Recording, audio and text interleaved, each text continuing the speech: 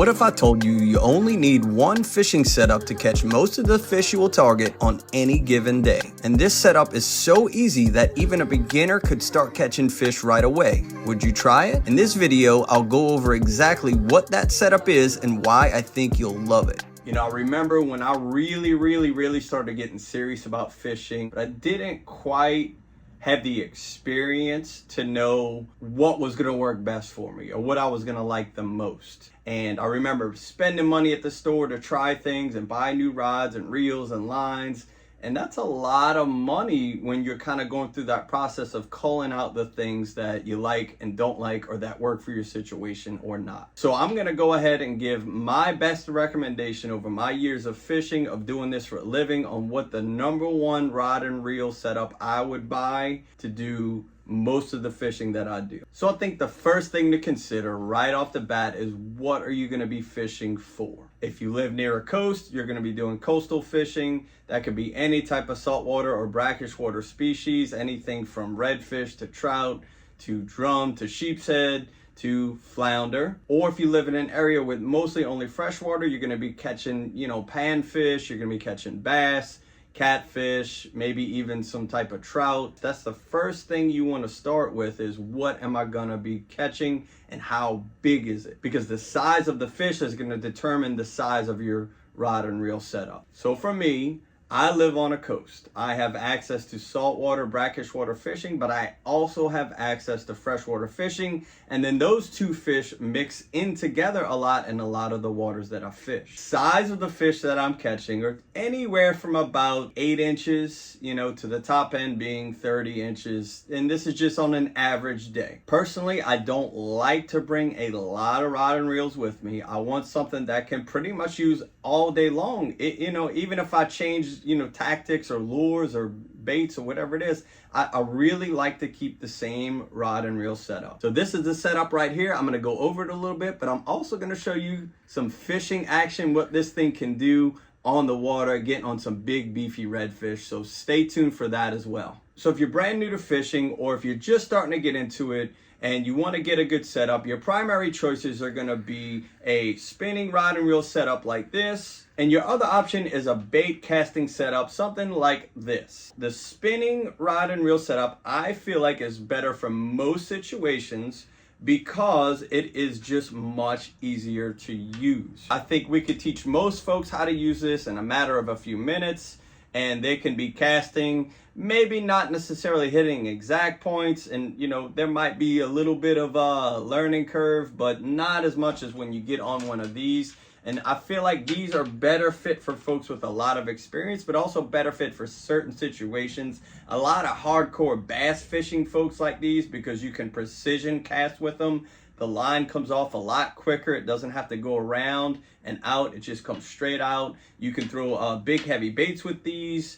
You can typically use bigger baits with these and get them on bigger rods. But with all that being said, I feel like this type of setup is your best option. All right, so as I mentioned, when I'm fishing on any given day, I feel like I can catch a fish anywhere from about 8 to 30 inches, right? So that's a pretty big variance in size and weight and in, fighting ability of the fish. I want to be prepared for that top end, but I don't want to be so heavy that I'm spending all day casting something that I really, didn't need to be that heavy for. This is a spinning rod. This is a 7.2. You can go anywhere from about a 6.6 to slightly over a 7-foot spinning rod. Now the weight of the rod is gonna matter as well. So they'll have everything from like a light to a medium light to a medium heavy to a heavy. This rod here is a medium light.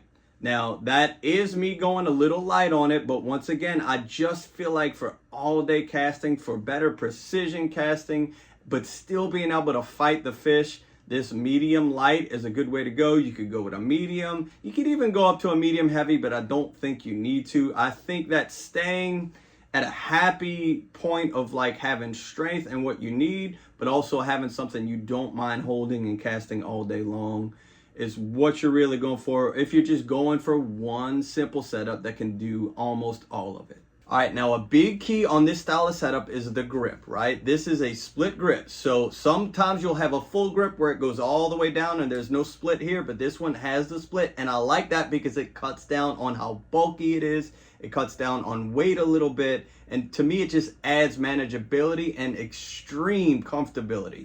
You just have a little bit here on the rod butt and then the rest is up here. And on this particular setup, the grip is made from the golf club style material that they use on golf clubs. You'll see them made of cork sometimes and made of foam, but to me this golf style grip it's just been really a game changer and something that I enjoy throwing all day long. All right, now on the reel, the biggest thing is matching these reels to the size of fish that you're gonna be catching, and that's why I chose a 3,000. So they start down at a 1,000, they go up to like even like a 7,000. So a 3,000 is kind of in that middle range where we're going to be catching those middle range fish. If I'm focusing on really small fish like brim, bluegill, that kind of thing, I do go down to 1,000. If I'm focusing on really big fish like garfish and big catfish, I can go up to a 6,000.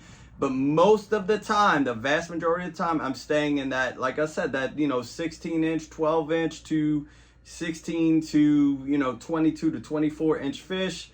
3,000 series reel is gonna get the job done. Your reel isn't too big for your rod and vice versa. So by going with this, you have everything matched up right. Now, one thing to be mindful of is if you're gonna be using your reel in saltwater, make sure it's rated and designed and built for saltwater. Don't try to take something into the saltwater that isn't necessarily made to do that. You're gonna hear a lot about bearings and gear ratios and stuff like that on reels. The biggest thing is to remember is that the higher that first number is, the faster that reel turns as you spin.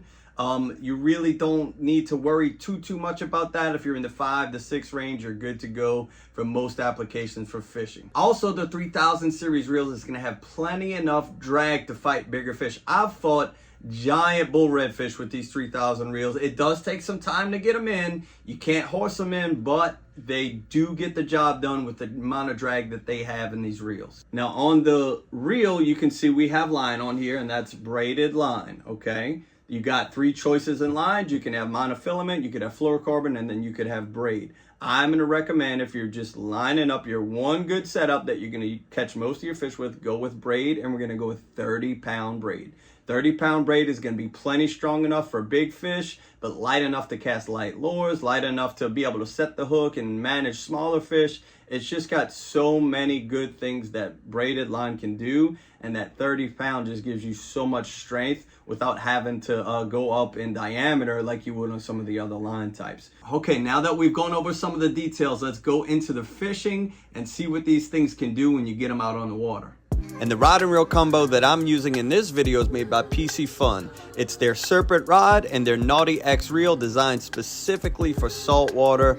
I highly recommend this one, and if you want to try it out, you can use my code LEVIES15 at their website pcfun.com. I'll have all that information in the description below, and any type of thing that you can do to support the channel goes a long way, so I really appreciate it if you make a purchase by letting PC Fun know you appreciate their support of my videos. Okay, on this particular day, I'm fishing for saltwater fish. I'm using live shrimp with a J-hook and a cork, or some folks call it a bobber. I need to be able to make a precision cast to fight the wind and stay away from the rocks. I also need a great response from the rod when I see that cork go under and I set the hook. Oh, that ain't little. Oh, I gotta keep him out them rocks. Nice rod. Redfish, yep. All right. Something to start the day with anyway. I don't know if he was a lone soldier or... Ooh, he's nice though, huh? Pretty fish. That's a beautiful little fish. All right, folks, man, did we work hard for some fish this morning. Let's see if he's a lone soldier or if he's got some buddies with him. Now, as I mentioned before, the great thing about this setup is the ability to catch small fish too. It has enough power to fight the bigger ones, but a quick enough action to set the hook on smaller ones. What is that? Croaker. Big old croaker, boy. Look at him. Go ahead, Mr. Croak. That's a good little eating size right there, y'all. And having a good medium to medium light rod is going to let you cast a long distance, going to let you have a great rod response, and you're still going to have enough backbone to fight bigger fish. Seat, baby. No, I need a sheep, not a big red. Yeah, I know you just realized you hooked. No, because they all fighting good today. Yeah. Even them little ones was fighting good. No, it's a red. Dang. Thought I seen sheepiness. Hey, good. What a net there, dude. That was like the best net I've seen in a long time. And you'll see spinning reels that are sized anywhere from about 1,000 all the way up to even 7,000 sometimes. But I like the 3,000 size because of the line capacity and the drag, but you just don't have a super heavy reel that you're gonna have to be holding up all day that's much bigger than what it needs to be. So the 3,000 was exactly what I needed. They're gonna have drag anywhere from about 15 to 25 pounds of drag, maybe even a little bit more on some of them, but plenty enough to get the job done like this. All right, what I like about it is what I just did, right? With a spinning reel, you can do that. You can throw at a shoreline and you can stop it abruptly. It'll fall and you won't get no backlash. Yeah. You do that with a bait caster, you're gonna have a big old giant bird nest. Yeah, so that's one reason we're recommending this type of setup, as that's your go-to. Like, anybody could catch fish with this, and you could catch any fish with this. There's a lot of equipment out there that requires some skill, some, having put time in fishing. I love to try and make videos and talk about things for people who are new to it, who are trying to learn. Don't make it harder on yourself when you're already trying to locate fish. Don't make your equipment harder than it needs to be. There he is. Oh, that one ran too. You seen him? Oh. All right. And with medium light, I'm not fighting, to get him where I need him. So I would say overall, so far so good on the rod. The reel cast like a dream. All right. They all that cookie cutter size too, Mr. Lewis. All right, folks, fish number 2, just a beautiful size redfish. Got the right gear. I'm telling y'all, that 3,000 on a 6, 8, 7 foot, 7'2". That's what I got today, 7'2". That's what you want to use to catch these kind of fish. I hope you learned a lot about what makes this type of setup one of the best overall fishing rod and reels that you can have for doing all sorts of different fishing. If you just had to have one, this is the one. If you want to see it in action more, here's some other videos I have on my channel, and we'll see you on the next one.